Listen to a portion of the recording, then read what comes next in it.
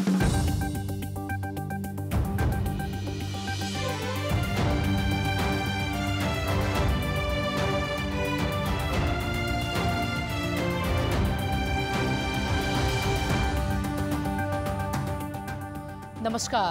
कान्तिपुर समाचारमा स्वागत छ। सुरु गरौं अहिलेका मुख्य समाचारबाट। प्रधानमन्त्री ओलीले 1 वर्षको रिक्ततापछि बोलाए संवैधानिक परिषदको बैठक। पार्टीको विरोधी खेमाबाट घेराबन्दीमा परेका बेला निर्णय हुने सम्भावना भने क्षीण। राजनीतिको आवरणमा निहत्था शिक्षकको हत्याप्रति राजनीतिक दल र नागरिक समाजको अस्वाभाविक मौनता। घटनाको 3 दिनपछि विपक्षीद्वारा कारबाहीको माग। संघले कर्मचारी र ठेकेदारलाई काम लगाउन नसकेर रुग्ण भएका 800 योजना स्थानीय तहमा पठाइदै बजेट र क्षमता अभावले अहिलेसम्मको लगानी खेर जाने जोखिम। कोरोना भाइरसबाट अमेरिकामा एकै दिन हालसम्मकै धेरै 3000 को मृत्यु। थ्याङ्क्सगिभिङ र क्रिसमस जस्ता चाडले संक्रमण अत्यधिक।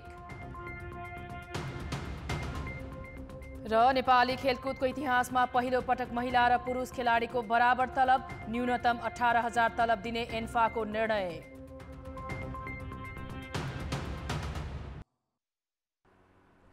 प्रधानमन्त्री केपी शर्मा ओलीले संवैधानिक परिषदको बैठक 28 गते आइतबारका लागि बोलाएका छन्।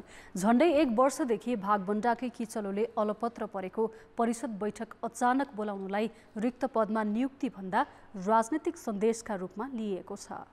मङ्सिर 28 गते नै सत्तारूढ दल नेकपाको स्थायी समिति बैठक डाकिएको छ भने त्यसको भोलिपल्टै 29 गते विपक्षी नेपाली काङ्ग्रेसले सरकारको विरोधमा देशव्यापी प्रदर्शन गर्दैछ। त्यसैबेला अर्थात् 28 गते नै प्रधानमन्त्री केपी शर्मा ओलीले संवैधानिक बैठक बोलाएका छन्। अर्कोतिर झण्डै 1 वर्षदेखि अलपत्र परेको परिषद बैठक यस्तो बेला बोलाइएको छ जहाँ सत्तारूढ दल भित्रै झगडा चुलिएर पार्टी नै फुटकै नजिक पुगेको छ। पार्टीभित्र अर्का अध्यक्ष पुष्पकमल दाहालसँग तिक्तता बढिरहेका बेला उनै निकट मानिएका सभामुख अग्नि सापकोटा बैठकमा सहभागी हुने नहुने यकिन छैन। सहभागी नै भए पनि निर्णय प्रक्रियामा उनको सहमति हुने पनि टुङ्गो छैन। यस्तै केही दिन अघि मात्र प्रधानमन्त्री ओलीले काङ्ग्रेस सभापति शेरबहादुर देउवालाई पूर्व सहमति गरेर मात्रै बैठक बोलाउने आश्वासन दिएका थिए। काङ्ग्रेस उच्च स्रोतका अनुसार संवैधानिक निकायको नियुक्तिमा काङ्ग्रेससँग कुनै सहमति भएको छैन र सभापति देउवालाई बैठकको पूर्व जानकारी समेत दिएको थिएन। त्यसो त झन्डै 1 वर्षदेखि परिषदको बैठक नबस्दा संवैधानिक आयोगहरूमा 4 दर्जन पदाधिकारी रिक्त छन्। स्वतन्त्रपूर्वक काम गर्नुपर्ने निकायहरूमा दलीय र त्यसमा पनि प्रधानमन्त्री सहित शीर्ष तहमा व्यक्तिगत भागबण्ड नमिल्दा नियुक्तिको प्रक्रिया अड्किएको छ। अख्तियार दुरुपयोग अनुसन्धान आयोग, निर्वाचन आयोग, मानव अधिकार आयोग लगायतमा प्रमुख तथा सदस्यहरू नियुक्त हुन बाँकी छ। प्रधानमन्त्री अध्यक्ष रहने परिषदमा विपक्षी दलका नेता, सभामुख, राष्ट्रिय सभाका अध्यक्ष, प्रधान न्यायाधीश र उपसभामुख सदस्य रहने व्यवस्था छ। भागबण्डाकै विवादले परिषदको सदस्य समेत रहने प्रतिनिधि सभाको उपसभामुख चयन प्रक्रिया पनि अघि बढाइएको छैन। 28 गतेको परिषद बैठकमा कुनै एकजना पनि अनुपस्थित भए निर्णय हुन सक्दैन। जस्तो राजनीतिक पृष्ठभूमिमा यो बैठक बोलाइएको छ त्यसबाट निर्णय आउन सक्ने सम्भावना कमजोर देखिन्छ। त्यसैले यो बैठकलाई रिक्त संवैधानिक पदपूर्तिका लागि भन्दा पनि राजनीतिक दाउपेचको रूपमा बुझ्न सकिन्छ। कान्तिपुर समाचारका लागि दशरथ राई, काठमाडौँ। आज विश्व मानवाधिकार दिवस मनाइएको छ। प्रधानमन्त्री केपी शर्मा ओलीले पनि राज्यका तर्फबाट मानवाधिकार संरक्षणको प्रतिबद्धता व्यक्त गर्दै एक सन्देश जारी गरेका छन्। तर 3 दिन अघि एक निहत्था शिक्षक मारिएको प्रति सरकारका तर्फबाट कुनै संवेदना प्रकट भएको छैन। विपक्षी र अन्य सङ्घ संस्थाले घटनाको भर्त्सनासम्म गर्न पनि हिचकिचाएको देखियो।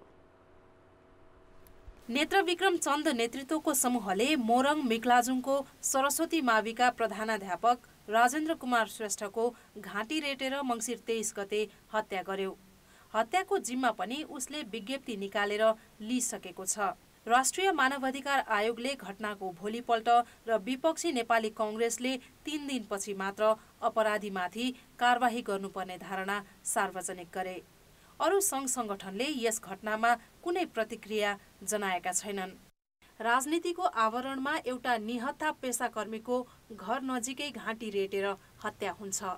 त्यस जघन्य अपराधलाई अपराध भन्न नसक्ने, अपराधीमाथि कारबाहीको माग गर्न नसक्ने, न्यायको पक्ष लिन नसक्ने र पीडितप्रति कुनै संवेदना नदर्शाउने कस्तो नागरिक समाज, कस्ता राजनीतिक दल। केन्द्रमा पदका निम्ति झगडा गरिरहेका नेतामध्ये पनि कसैले यस घटनामा सामान्य दुःख समेत व्यक्त गरेनन्। अपराधीलाई कठघरामा उभ्याउन सहयोग गर्ने भनी पीडित परिवारलाई अहिलेसम्म कोही पनि ढाडस दिन पुगेको छैन। उनीहरूका यदि राजनीतिक लडाइँ हुनु भने त्यो सरकारसँग कुराकानी गर्नु पर्यो, सरकारसँग लड्नु पर्यो, राजनीतिक रूपमा लड्नु पर्यो। त्यसले राजनीतिक मञ्चमा चाहिँ स्थायी दिनुपर्छ, स्थापना पाउनुपर्छ, राजनीतिक मञ्चमा नै त्यसको छलफल र बहस हुनुपर्छ। तर व्यक्ति हत्याको कुरा चाहिँ जतिसुकै निन्दा गरे पनि पुग्दैन। यो अपराधी घटना हो र यो अपराधी घटनालाई अपराधिक घटनाकै कित्तामा राखेर सरकारले गम्भीरतापूर्वक यसलाई चाहिँ कारबाही अगाडि बढाउनुपर्छ। अन्यथा चाहिँ यदि सरकारले यसरी छोड्दै जाने हो भने मुलुक चाहिँ यो दण्डहीनताको एउटा जरो गाडेको मुलुक, अझै हत्या हिंसाका घटनाहरू बढ्न सक्छन्। यो चाहिँ नेपाली समाजले थाम्न सक्दैन। 2058 माघ 3 गते लमजुङको दुराडाँडा स्थित पाणिनी संस्कृत विद्यालयका प्रधानाध्यापक मुक्तिनाथ अधिकारीलाई रुखमा बाँधेर घाँटी रेटिएको थियो। त्यो जघन्य अपराधलाई पनि राजनीतिको बर्कोले छोप्न खोज्दा पीडित परिवार 19 वर्षसम्म न्यायको याचना सहित प्रश्न गरिरहेको छ। यो समाजमा न्याय जीवित छ भनेर कसरी मान्ने? अहिले पनि अब त्यहाँको राजेन्द्र श्रेष्ठ जुन त्यहाँको शिक्षक हुन्थ्यो, उहाँलाई पनि त्यही ढङ्गले उनीहरूले हत्या गरेका छन् भनेपछि अब हिजो चाहिँ अब विप्लवसँगै हुनुहुन्थ्यो प्रचण्डसँग, अहिले उहाँ छुटेर जानु भनेपछि उहाँकै शिक्षा चाहिँ के अरे विप्लव लिनुभएको छ। सरकारको नियत भनेको चाहिँ यसलाई चाहिँ ढिला गर्ने, लम्ब्याउने, थकाउने, गलाउने र पीडितलाई चोख्याउने सरकारको दायित्व अहिलेको भूमिका त्यही नै देखिन्छ। भनेपछि यो सरकार र यो राजनीतिक दल जो नेतृत्व हुन्छ नि उहाँले न्याय दिनु होला भन्ने चाहिँ हाम्रो अपेक्षा छैन। जबसम्म राजनीतिका नाममा व्यक्ति हत्याले मान्यता पाइरहन्छ र हत्यारालाई कानुनको कठघरामा ल्याइँदैन, अधिकार संरक्षणको नाममा ओठे प्रतिबद्धताको कुनै अर्थ छैन। अपराधकै वकालत गर्ने सङ्घ संस्था र जिम्मेवार राजनीतिक दलहरू समेत अपराधप्रति यति विघ्न सहनशील हुन्छन् भने त्यो सभ्य समाजको चिनारी होइन। कान्तिपुर समाचारका लागि क्यामेरामा विकास जोशीका साथमा शर्मिला खनाल, काठमाडौँ।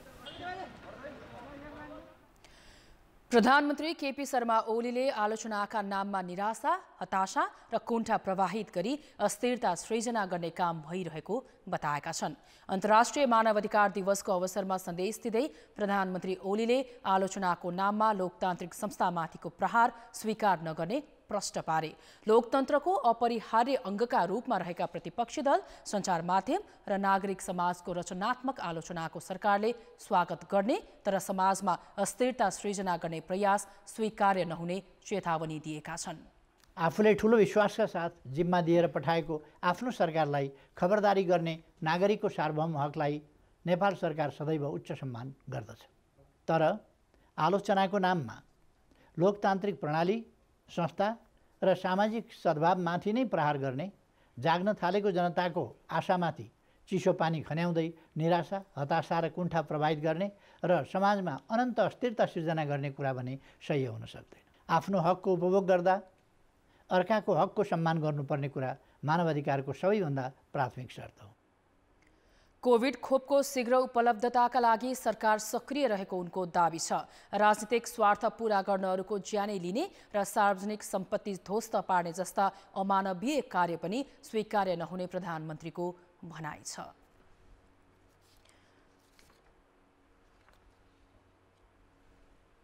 संसदीय समितिको निर्देशन विपरीत सरकारले नेपाल प्रहरीका नायब महानिरीक्षक विश्वराज पोखरेललाई अतिरिक्त महानिरीक्षकमा बढुवा गरेको छ।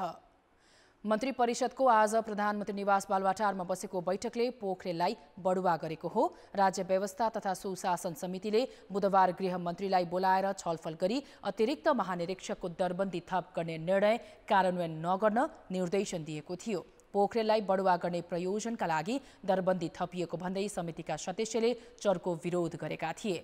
गृहमन्त्री रामबहादुर थापाले पनि दरबन्दी थप गर्ने प्रस्ताव मन्त्रालयको नभएको बताएका थिए। मन्त्री परिषदको प्रशासन समितिले मङ्सिर 3 गते अतिरिक्त महानिरीक्षकको दरबन्दी थपेको थियो। सरकारले विदेशीसँग सहयोग कुन परिमाणमा लिने भन्ने स्पष्ट मापदण्ड छैन। अर्कातिर सहयोग स्वीकार गर्दा सरकारले आफ्नो हैसियत बिर्सने गरेको छ। केही थान गाडी र खोप सहयोग स्वरूप लिएर सरकारले देशकै शिर निहुर्याउने काम गरिरहेको छ। 2 साताअघि भारतीय विदेश सचिव हर्षवर्धन श्रृङ्गला नेपाल आएका थिए। परराष्ट्र सचिव स्तरीय द्विपक्षीय बैठकपछि उनले परराष्ट्र मन्त्री प्रदीप गेवालीसँग शिष्टाचार भेट गरे। त्यसपछि उनले मन्त्री गेवालीलाई कोरोना भाइरसका बिरामीको उपचारमा सहयोगी मानिने रेमडेसिभिर 2000 थान सहयोग स्वरूप हस्तान्तरण गरे। यसलाई ठुलै उपलब्धिको रूपमा प्रचार गरियो, जबकि त्यसको मूल्य 1 करोड रुपियाँ पनि पर्दैन। सरकारले विदेशी सामु लाजै नमानी कसरी हात थाप्छ भन्ने एउटा उदाहरण हो यो। मन्त्री परिषदको मङ्सिर 10 को बैठकको एउटा निर्णय त झनै उदेक लाग्दो छ। बैठकले कतार सरकारसँग 3 वटा गाडी लिने प्रस्ताव स्वीकृत गर्यो। न 3 वटा गाडी नभएर आपत्ताइ लागेको छ, न त ती गाडी किन्ने आर्थिक हैसियत सरकारले गुमाएको छ। सरकारले आफै व्यवस्थापन गर्न सक्ने सामग्रीका लागि पनि विदेशी सामु हात पसारेर देशलाई मगन्तेको रूपमा प्रस्तुत मात्र गरेको छैन, सहायता स्वीकारका नाममा एकपछि अर्को गरी शिर नै निहुर्याउने काम गरिरहेको छ।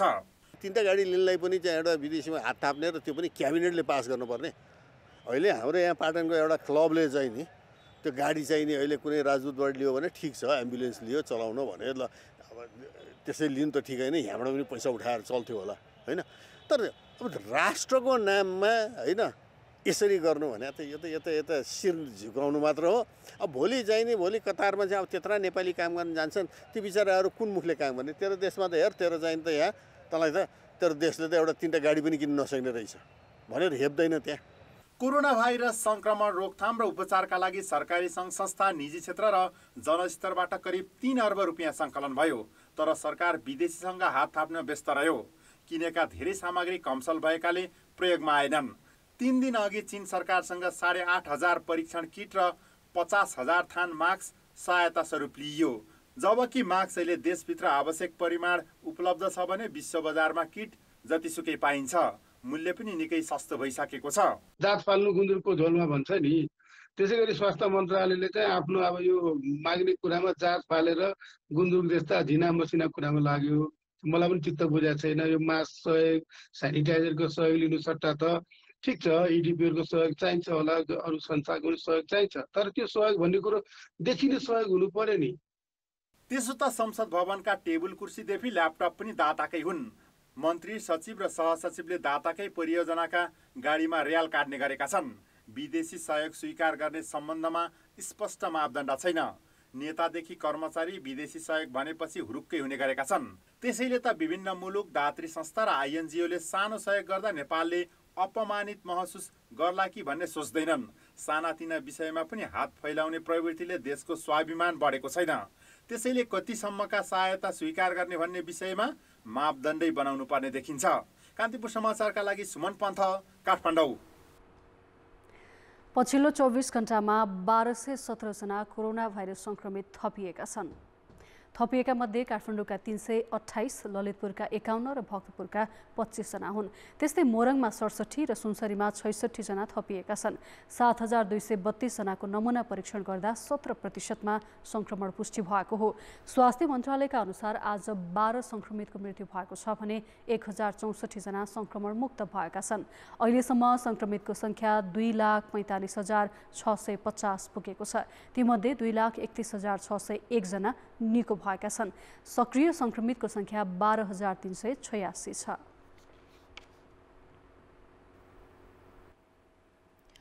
केही दिन यता प्रधानमन्त्री केपी शर्मा ओली सहभागी कार्यक्रममा सुरक्षाकर्मीको परिचालन एकाएक बढाइएको छ। सुरक्षाकै कारण देखाएर आफ्नै पार्टी कार्यालय धुमाराई समेत नगएका प्रधानमन्त्री ओलीका लागि अचानक सुरक्षा सतर्कता बढाउनु पर्ने कारण के होला त? प्रधानमन्त्री ओलीले सुरक्षाको कारण देखाउँदै मङ्सिर 13 गते पार्टी कार्यालय धुम्बाराई गएनन्, जबकि सुरक्षा निकायले त्यस्तो ब्रिफिङ गरेकै थिएन। नेकपाकै पार्टी कार्यालयमा जान प्रधानमन्त्रीलाई कस्तो सुरक्षा खतरा थियो त्यसको अनुसन्धान त भएको छैन। तर मङ्सिर 21 गते स्थायी समिति बैठकमा प्रधानमन्त्री जाने भनिएपछि पार्टी कार्यालयमा सुरक्षाकर्मीको लावालस्कर नै लाग्यो। सम्बन्धित नेताहरू बाहेक कसैलाई पार्टी मुख्यालयमा प्रवेश दिइएन। प्रहरी मात्र होइन, 4वटै सुरक्षा निकायको तैनाथी थियो। तालिम प्राप्त कुकुर पनि त्यहाँ परिचालन गरिएका थिए। तर अन्तिम समयमा प्रधानमन्त्री धुम्बाराई गएनन्। मङ्गलबार कीर्तिपुरमा प्रधानमन्त्री सहभागी कार्यक्रममा पनि अरू बेला भन्दा सुरक्षाकर्मीको सक्रियता धेरै थियो। पछिल्ला दिनमा बालुवाटार भित्रैबाट सुरक्षा थ्रेड देख्नु र काठमाडौँ भित्रै प्रधानमन्त्री ओलीको उपस्थितिका लागि अधिक सुरक्षाकर्मी परिचालन गर्नुको कारण के हो भनेर सुरक्षा सम्बन्धी कुनै निकाय खुलेर बोल्दैनन्। पूर्व प्रहरी अधिकृतहरू भने अस्वाभाविक ठान्छन्। कुनै पनि सुरक्षा दिने जिम्मेवारी भनेको सुरक्षा निकायको हो। त्यसको सुरक्षा थ्रेडको मूल्याङ्कन लगायतको सबै काम गर्ने भनेको सुरक्षा निकायको हो। पोलिटिकल पार्टी या गभर्मेन्टले तपाईँको सुरक्षाको थ्रेड के छ कस्तो छ भनेर होल्ला गरेर बाजा बजाउने काम चाहिँ उनीहरूको होइन। यसले गर्दा के हुन्छ भनेपछि तपाईँको यस्ता किसिमका घटनाहरूले गर्दा त्यसको नकारात्मक असर चाहिँ समाजसम्म जान्छ। तपाईँको भिआइपी नै सुरक्षित छैन भनेपछि समाज कसरी सुरक्षित हुन्छ भन्ने मेसेज जान्छ। उच्च सुरक्षा स्रोतका अनुसार अहिले शान्ति सुरक्षाको स्थितिमा अचानक कुनै नयाँ चुनौती थपिएको छैन। तर प्रधानमन्त्रीकै तहबाट सुरक्षा थ्रेडको कुरा सार्वजनिक भएपछि उनी सहभागी हुने हरेक अवस्थामा अत्याधिक सुरक्षाकर्मी परिचालन गर्न थालिएको छ। तर नेकपाको अन्तरसङ्घर्ष र राजनीतिक दाउपेच चर्किएका बेला सुरक्षा संवेदनशीलताको विषय सतहमा आएको हो। त्यो राजनीति र सुरक्षालाई एकैसाथ त्यसरी यदि जोडिया रहेछ भने त्यो दुर्भाग्य, त्यस्तो गर्नुहुन्न। सुरक्षा सुरक्षै हो, राजनीति राजनीति हो। हेर्नुहोस्, राजनीतिक कारणबाट राजनीतिक यात्राको बेला पनि सुरक्षाका कुरा आउँछ नआउने होइन। तर सुरक्षाको कारणबाट राजनीतिका इस्युहरूलाई चाहिँ यदि डाइभर्ट गर्न खोजिया वा यदि त्यो इस्युहरूलाई चाहिँ मिनिमाइज गर्न खोजिएको कसैले हो भने त्यो चाहिँ राम्रो होइन। भोलि यसले नराम्रो ट्रेनहरू बस्छ, नराम्रो गलत ट्रेनहरू बस्छ, पब्लिकमा राम्रो इमेज जाँदैन। उच्च पदस्थहरू त्यसमा पनि प्रधानमन्त्रीको सुरक्षामा उच्च सावधानी अपनाउनु पर्नेमा त दुई मत छैन। तर सुरक्षा खतराको अमूर्त हल्ला चलाउँदा आम नागरिकमा अनावश्यक भय उत्पन्न हुन सक्नेतर्फ पनि विचार गर्ने हो कि? कान्तिपुर समाचारका लागि डिपी उपाध्याय, काठमाडौँ। कोरोना महामारीका कारण लामो समय ठप्प बनेको मानिसहरूको दिनचर्या सहज बन्दै गएको छ। बजार, उद्योग धन्दा, व्यापार व्यवसाय बिस्तारै लयमा आउँदैछन्। तर सिमानाका नखुल्दा कञ्चनपुरको ब्रह्मदेव अझै पनि सुनसान छ। सुदूरपश्चिमकै पुरानो यो सीमा बजारमा चहल पहल नहुँदा यहाँका व्यवसायी महाकालीको बगरमा गिटी बालुवा छानेर खर्च जोहो गर्न थालेका छन्। उमेरले 57 वर्ष काटेका धर्मराज कोली ब्रह्मदेव बजारका पुराना व्यवसायी हुन्। ब्रह्मदेवमा उनको जुत्ता चप्पलको फ्यान्सी पसल छ। तर उनी अहिले महाकाली नदीको बगरमा भेटिन्छन्। बजारको जुत्ता चप्पलको पसल बन्द गरेर परिवारसहित उनी गिट्टी बालुवा छान्न महाकाली बगरमा पुगेका हुन्। व्यवसायबाट घर खर्च जोहो गर्न समेत नपुग्ने भएपछि बगरमा गिट्टी बालुवा छान्न आएको उनको भनाइ छ। भारतबाट यो पुल भएर सिद्धबाबा दर्शन गर्न आउँथे, यहाँबाट व्यापार सामान किनेर लैजान्थ्यो, त्यहीबाट व्यापार भइरहेको हुन्थ्यो। अब अहिले व्यापार बन्द भयो हुनाले हामी चाहिँ यो बगरमा गिट्टी बालुवा छानेर जीविका आर्जन गरिरहेछौँ। बैंकको ब्याजहरू र किस्ताहरू तिर्न जाउ परिरहेछ। कोहली जस्तै 53 वर्षका हरकसिंह ठगुन्नाको परिवार पनि खेलौना र कपडाको पसल छाडेर बगरमा छन्। व्यापार व्यवसाय ठप्प भएपछि कोहली र ठगुन्नाको परिवार मात्र होइन, ब्रह्मदेवका 100 भन्दा बढी साना र मझौला व्यवसायीको यस्तै अवस्था भएको हो। दोकान चलेन, बोर्डर बन्द भयो। अब गुजारा गर्न र यहीँ आएका छौँ। अब सबै खर्च यताउति गर्नलाई यही बगरमा अब काम गरिरहेका छौँ। अब बोर्डरको सीमामा भए हुनाले पो हो कि मार्केट अन्त त सबै ठाउँमा खुलिगे। अब हामीहरू कहिले कुटो नचलाएको मान्छे रोकड मारेर कुटो चलाउनु परिरहेछ। कोरोना महामारीका कारण बन्द सुदूरपश्चिमका मुख्य नाका गौरी फन्टा र गड्डा चौकी पछिल्लो समय केही खुकुलो पारिए पनि ब्रह्मदेव नाका भने ठप्प छ। त्यसैले दैनिकी सहज बनाउन यहाँका व्यवसायीले नाका खोल्न माग गर्दै आएका छन्। अब त भारतले सबै आफ्नो ठाउँ खोलिसक्यो। यहाँ पनि अब स्कुलहरू यताउता खुलिसके। नाका खोलिदिएपछि आफ्नो आधारले अब बिमारी त जहाँ सुक्कै पनि छ। अलिकता हामीलाई सास आउने थियो क्या नाका खुल्यो भनेपछि। ब्रह्मदेव सुदूरपश्चिमको पुरानो सीमा बजार हो। ब्रह्मदेव स्थित सिद्धनाथ मन्दिरमा आउने भारतीय दर्शनार्थीका भरमा यहाँको व्यापार व्यवसाय चल्दै आएको छ। चैत 5 गतेदेखि बन्द भएको ब्रह्मदेव टनकपुर सिमानाका अहिले पनि ठप्प छ। कान्तिपुर समाचारका लागि क्यामेरामा चिरायु थापाका साथ तेजसिंह मुस्कान, ब्रह्मदेव, कञ्चनपुर।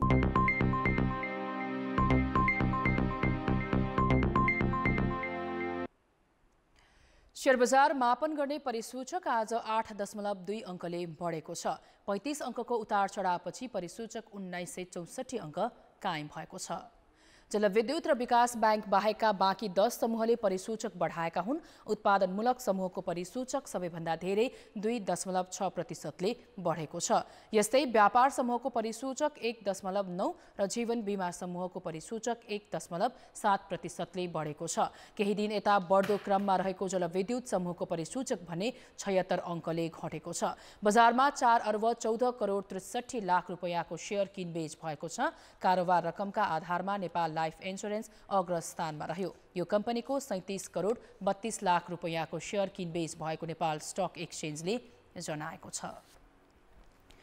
ठेकेदारले काम नगरेर रुग्ण भएका 800 भन्दा बढी योजना सरकारले स्थानीय तहलाई जिम्मा लगाउने भएको छ। तर केन्द्र सरकारले काम गराउन नसकेका ती योजना स्थानीय तहले सम्पन्न गर्ने ग्यारेन्टी भने छैन, जसका कारण 18 अर्ब रुपैयाँ भन्दा बढीमा ठेक्का लगाइएका योजनामा अहिलेसम्म गरिएको लगानी नै जोखिममा परेको छ।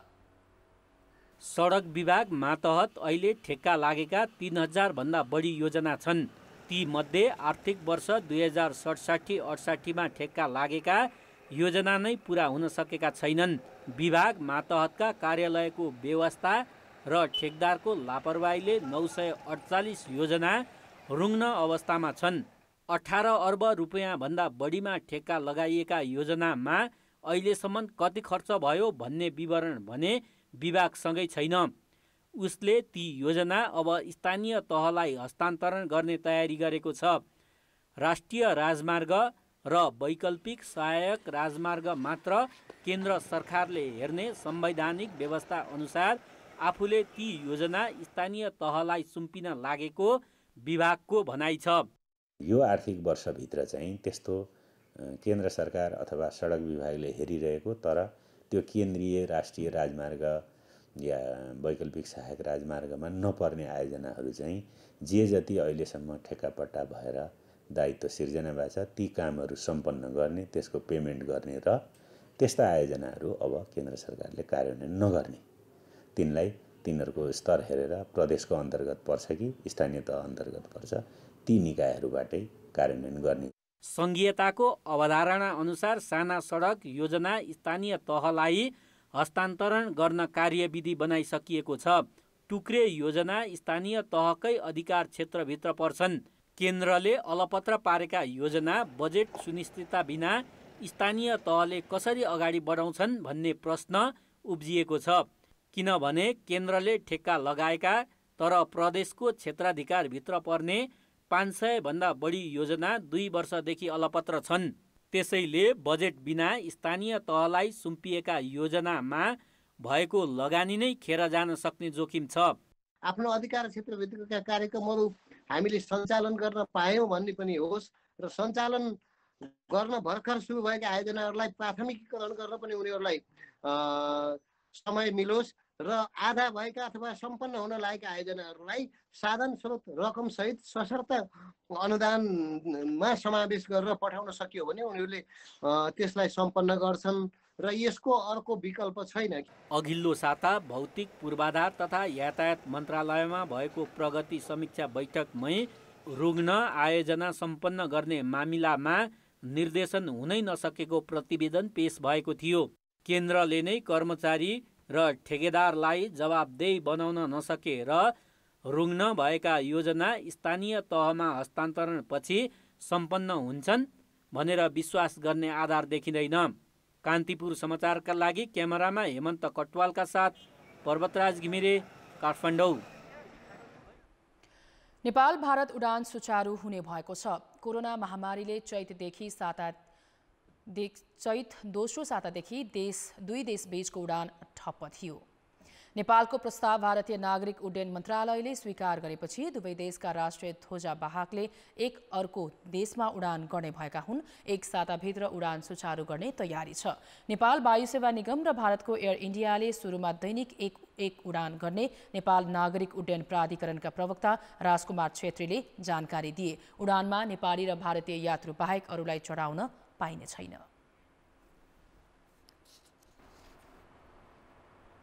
दात्री निकाय र सहरी विकास आयोजनाको सहयोगमा सडक स्तरोन्नतिको काम भएपछि जनकपुर धामको मुहार फेरिए पनि फोहोर व्यवस्थापनको समस्या जीवका तिउ छ।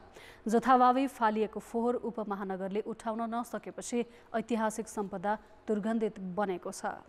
जनकपुर धाम उपमहानगरलाई प्रदेश 2 को अस्थायी राजधानी बनाएको झण्डै 3 वर्ष हुन लागेको छ। यहाँ विभिन्न मन्त्रालय, प्रदेश सभा, विभिन्न सरकारी कार्यालय र सङ्घ संस्था रहे पनि यहाँ फोहोर व्यवस्थापन अझै हुन सकेको छैन। धार्मिक तथा पर्यटकीय नगरीको रूपमा चिनिएको जनकपुर धाममा जथाभावी फालिएको फोहोर व्यवस्थापन नहुँदा नगर दुर्गन्धित हुनुका साथै स्वास्थ्यमा समेत प्रतिकूल असर पारिरहेको छ। विश्व सम्पदा सूचीमा सूचीकृतका लागि सिफारिस गरिएको जानकी मन्दिरको गरिमाको कुनै ख्यालै नगरी ऐतिहासिक धरोहर वरिपरि फालिएको फोहोर देखेर पूजा र दर्शनका लागि आउने श्रद्धालुहरू अमिलो मन लिएर फर्किने गरेका छन्। दर्शन गर्नमा फेरि सफा होस्, मन पनि हेर्दाखेरि पनि सफा होस्, हेर्दाखेरि तर बाटोमा यहाँ पनि फोहोरको थुप्रो, त्यहाँ पनि फोहोरको थुप्रो, त्यहाँ फोहोरको थुप्रो, नगरपालिकाले नउठाएको हो कि अब मन्दिरको वरिपरि पनि हेर्नुहोस्, तर यसो हेर्दाखेरि हेर्नुहोस् त्यस्तो खासै सफा देखिँदैन। दैनिक 25 ट्र्याक्टर फोहोर निस्कने जनकपुर धाम उपमहानगरलाई स्वच्छ र सफा बनाउन 110 सफाई कर्मचारीलाई खटाइएको छ। कोरोना भाइरसको महामारीका कारण सरसफाइमा खटिने कर्मचारीलाई दैनिक ज्यालादारी बाहेक 400 रुपियाँ भत्ता दिने निर्णय गरिएको छ। तैपनि नगर सफा र स्वच्छ हुन भने सकेको छैन। कचरा उठाएर एक ठाउँमा एक ठाउँमा जम्मा गर्छु, तापनि यहाँको टोलवासीहरूले, नगरवासीहरूले रिसाउँछ कि ठाउँमा किन थुपार्नुहुन्छ। अब हामीहरूले के गर्ने सर, आदेशै त्यस्तै हुन्छ। फोहोर व्यवस्थापनका लागि ल्यान्डफिल साइट बनाउन एसियाली विकास बैङ्कको ऋण सहयोगमा आएको 41 करोड रुपियाँ फिर्ता भयो। उपमहानगर प्रमुख लालकिशोर शाहले सस्तो लोकप्रियताका लागि स्कुल बसको उद्घाटनदेखि सडकमा कुचो लगाउने सम्मको फोटो सामाजिक सञ्जालमा राख्ने बाहेक सहर सफा राख्न ठोस काम गर्न नसकेकै कारण फोहोर व्यवस्थापन हुन नसकेको हो। अब यो तो मेयर साहबको दायित्व छ, नगरपालिकाको दायित्व छ, कोही सोधे खबर नै छ। व्यापारी उसको गन्दगी से व्यापारी यहाँ बैठे छ, उसको बदबू से दम फुटेको छ, बिमारी फैलेको छ। स्वच्छ र सफा जनकपुर बनाउन उपमहानगरले स्वच्छता अभियान नै चलाएको छ। सामाजिक स्तरबाट पनि सफाई अभियन्ताहरूले बेला मौकामा अभियान चलाउँदै आएका छन्, तर सहरभित्र र मठ मन्दिर वरिपरि फोहोरको डङ्गुर हटेको छैन। नियमित सरसफाई बाहेक विशेष सरसफाईको नाममा जनकपुर धाम उपमहानगरपालिकाले 60 लाख रुपियाँ छुट्याएको छ। जनकपुर धामको पहिचान राम जानकी विवाह पञ्चमी नजिकै गए पनि यहाँको फोहोरको अवस्था घिनलाग्दो छ। प्रदेश सरकारको मुख्यमन्त्री स्वच्छता अभियान अन्तर्गत 6.5 करोड भन्दा बढीको लागतमा जानकी मन्दिर सौन्दर्यीकरणको काम पनि भइरहेको छ। राष्ट्रकै धरोहरको वरिपरि जथाभावी फालिएको फोहोरले गिज्याइरहे पनि सफाइप्रति कसैको ध्यान पुगेको छैन। कान्तिपुर समाचारका लागि सहकर्मी अमरकान्त ठाकुरका साथ अनिल मिश्र, जनकपुर धाम, धनुषा। कोरोना संक्रमण र लकडाउनका कारण चैत 7 गतेदेखि बन्द गरिएको ललितपुरको सदर चिडियाघर आजबाट अवलोकनका लागि खुला गरिएको छ। 9 महिनापछि खुलेको पहिलो दिनमै करिब 700 जनाले अवलोकन गरेका छन्। नेपालमा कोरोना देखिएसँगै गएको चैतदेखि बन्द रहेको यो सदर चिडियाघर आजदेखि खुला गरिएको छ। सधैँ जसो सर्वसाधारण व्यक्तिहरू यहाँ भित्र रहेका वन्यजन्तु र पशुपक्षी हेर्नका लागि आउनुहुन्थ्यो, तर आज भने भित्र रहेका वन्यजन्तु पशुपक्षीले पनि मान्छेलाई हेर्नेछन्। लामो समय पश्चात सर्वसाधारणका लागि खुला गरिएपछि बालबच्चादेखि बुढाबुढीसम्म अवलोकनका लागि यहाँ आइपुगेका छन्। पहिले झै सोझै टिकट देखाएर भित्र पस्न पाइँदैन। गेटमा शरीरको तापक्रम जाँच र स्यानिटाइजर लगाउनु पर्छ। काठमाडौँ आएपछि चिडियाघर अवलोकन निश्चित गन्तव्य जस्तै नै हो। झन् बालबालिकाका लागि त यो सिक्ने र भुलिने स्थान नै हो। बच्चाहरूलाई अनि अलिकति फ्रेस बनाऊँ कि भनेर आएको, अनि घरमा मात्र राख्दा नि गएँ, स्कुल पनि खासै खोलेको थिएन, अनि कति घरमा मात्र राख्नु भनेर अनि यसो घुम्न आएको।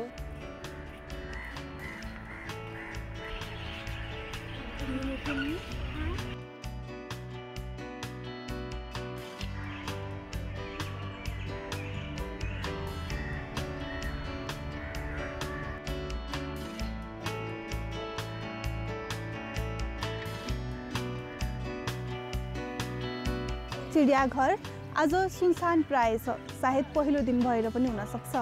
जति पनि अवलोकनकर्ताहरू आउनुभएको छ रमाएर यहाँका पशु पन्छी हेरिरहनु भएको छ। पशु पन्छी पनि केही आफ्ना अवलोकनकर्ताहरू देखेर रमाएका छन् भने केही भने अझै पनि आफ्नै सुरमा बसिरहेका छन्। यहाँ भित्र बसेर खेल्न र खान मनाई गरिएको छ भने अवलोकनकर्ताले लामो समय बिताउन पाउने छैनन्।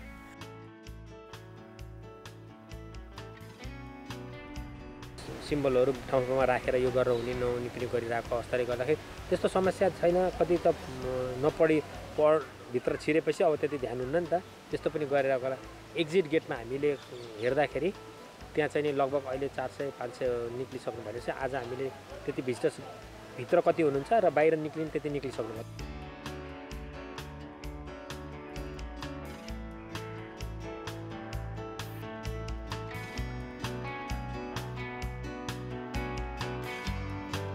सामान्य अवस्थामा दैनिक जसो 3000 भन्दा बढी अवलोकनकर्ताले यो सदर चिडियाखाना अवलोकन गर्ने गर्थे। तर अहिले कम्तीमा पनि दैनिक 700 देखि 800 जनाका लागि खुल्ला गरिएको छ र त्यही अनुसार व्यवस्थापन पनि गरिएको छ। यति बेला सुस्ताएका जनावरहरू अवलोकनकर्ताको आवत जावत बढ्दै गएपछि पूर्ण सक्रिय हुनेछन्। कान्तिपुर समाचारका लागि क्यामेरामा पशुपति बुढाथोकीका साथ सृजना बास्तोला, काठमाडौँ। अब जनमतको अन्तिम परिणाम। जनमतमा हिजो हाम्रो प्रश्न थियो, भ्रष्टाचार नियन्त्रणमा ऐतिहासिक काम भएको प्रधानमन्त्रीको दावी कस्तो लाग्यो? ए यथार्थपरक, बी अतिशयोक्तिपूर्ण र सी ढाकछोपको प्रयास। जनमतको अन्तिम परिणाम यस्तो छ, ए यथार्थपरकमा 21%, बी अतिशयोक्तिपूर्णमा 53% र सी ढाकछोपको प्रयासमा 26% मत प्राप्त भएको छ। अब जनमतमा आजको प्रश्न। जनमत हाम्रो प्रश्न छ, केन्द्रले काम गर्न नसकेर रोगी बनेका योजना स्थानीय तहलाई जिम्मा लगाउने तयारीलाई के भन्नुहुन्छ? ए संघीयताको अभ्यास, बी पन्छिने उपाय र सी बजेट पनि देऊ। जनमतको अन्तिम परिणाम भोलि बेलुकी 8 बजेको कान्तिपुर समाचारमा प्रसारण गर्नेछौँ। कृपया NEWS news space ABUC type गरी 34001 मा SMS गरी आफ्नो मत व्यक्त गर्नुहोला। अब जनताको आवाज। अवस्थामा विकास निर्माणका कामका लागि 3 तहकै सरकारले कानुनी अभाव र अडचनलाई कारण देखाइरहेका छन्। यसै सन्दर्भमा हामीले गोर्खामा सोधेका छौँ, आवश्यक कानुन निर्माण गरेर जनचाहना अनुसार विकासको काम किन नभएका होला? जनताको आवाज। तल स्थानीय तहमा चाहिँ अब फेरि अर्कै पार्टीको, अनि माथि केन्द्रमा चाहिँ अर्कै पार्टीको, त्यो भएर यसो नमिले जस्तो लाग्छ। भोट दियो अनि त्यहाँबाट उनीहरू काम टरेपछि जनताले वास्ता गर्दैन। आवश्यकता अनुसारको अपेक्षा पनि अत्याधिक छ। त्यो अपेक्षा पुरा गर्ने खालको कार्यक्रमहरू, नीतिहरू, योजनाहरू बनाउन सक्ने सम्भावना अत्यन्त न्यून छ। जनताले जति चाहेका थिए त्यो रूपी काम नभएको हुँदाखेरि चाहिँ सन्तुष्टि स्थानीय तहसित जनताहरू चाहिँ नभएको देखिन्छ। केन्द्रीय, प्रदेश स्तरीय र स्थानीय स्तरको जुन सरकारको नीति अनुरूप एक आपसमा समन्वय नभएर हो। माथिबाट बनेको नीति नियम चाहिँ स्थानीय तहसम्म पनि त्यो खालको चाहिँ सर्कुलेसन भनौँ न को पनि कमी छ। सङ्घ, प्रदेश र स्थानीय तह बिचको शक्ति सङ्घर्ष, खिचातानी र समन्वयको अभावका कारणले गर्दाखेरि नागरिकहरूले चाहे जस्तो विकासले गति लिन सकेको छैन। चुनावको बेलामा मात्रै उनीहरू भोट नमाग्नको लागि आउँछ, अरू बेला त्यस्तो पुरै हुँदैन। जसलाई हामीले चाहिँ कामको जिम्मेदारी दिएका छौँ उनीहरूले चाहिँ आफ्नो कामलाई चाहिँ जिम्मेदारीका साथ पुरा नगरेको कारणले आपसमा सामञ्जस्यता नै भएको देखिँदैन र बिचको सरकार छ प्रादेशिक सरकारले खासै योजनाको कुराहरू भन्दा पनि औपचारिक रूपमा मात्रै गरिएको देखिएको छ।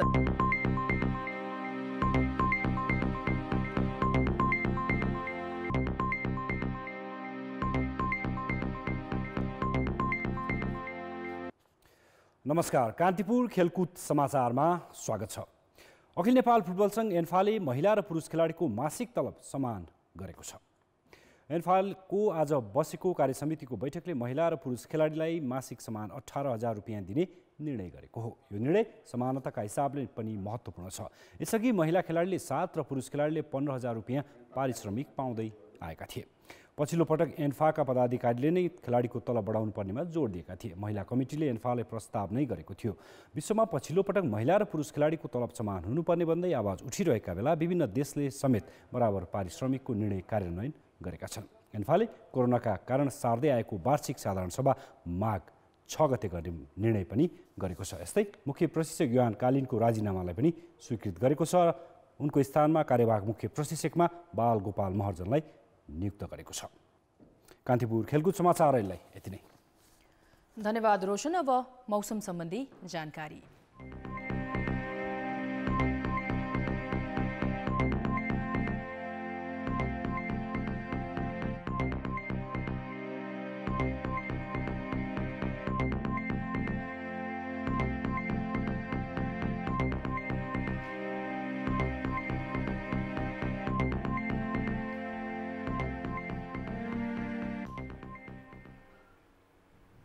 अन्त्यमा मुख्य समाचार फेरि एकपटक। प्रधानमन्त्री ओलीले 1 वर्षको रिक्ततापछि बोलाए संवैधानिक परिषदको बैठक।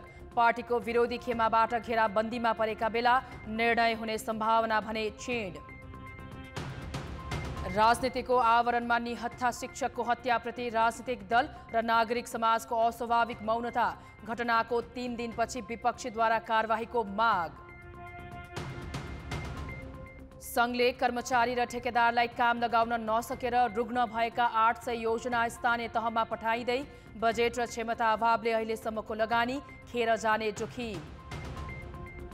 कोरोना भाइरसबाट अमेरिकामा एकै दिन हालसम्मकै धेरै 3,000 को मृत्यु। थ्याङ्क्स गिभिङ र क्रिसमस जस्ता चाडले संक्रमण अत्यधिक। र नेपाली खेलकुदको इतिहासमा पहिलो पटक महिला र पुरुष खेलाडीको बराबर तलब। न्यूनतम 18,000 तलब दिने एन्फाको निर्णय। कान्तिपुर समाचार अहिलेलाई सकियो। कान्तिपुर टेलिभिजन हेर्दै गर्नुहोला। नमस्कार।